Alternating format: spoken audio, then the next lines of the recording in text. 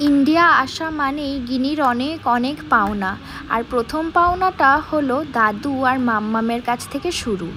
প্রত্যেকবারই ওরা নতুন জামা কিনে রাখে, তো এইবারে এই জামাগুলো হচ্ছে ওর জন্য দাদু আর ওর মাম্মাম কিনে রেখেছিল।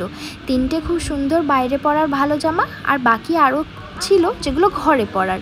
তো এই জামাগুলোই এখন ওকে দিচ্ছে আর বলছে পরিয়ে দেখতে যে কোনটা সাইজে হচ্ছে আর কোনটা সাইজে হচ্ছে না।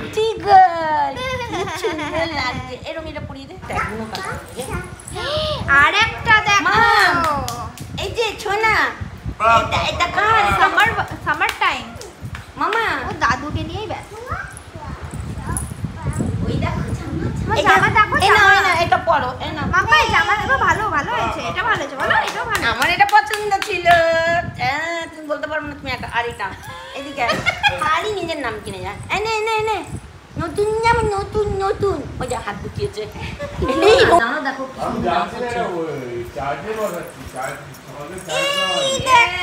কি সুন্দর লাগছে, পুতুল পুতুল লাগছে।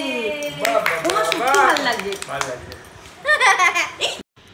নতুন জামা পরা মানেই গিনি ভাবে ও এবার ঘুরতে যাবে, তাই যেই ওকে নতুন জামাটা পরানো হয়েছে অমনি দাদুর কোলে চেপে উঠে পড়েছে যে চলো এবার ঘুরতে যাই।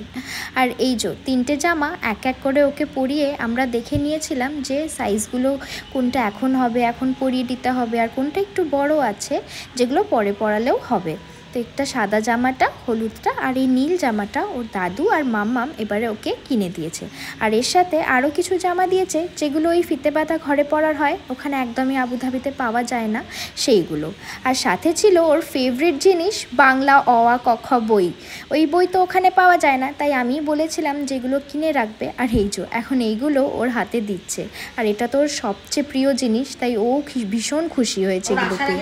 হ্যাঁ দেখো ভালো পছন্দ।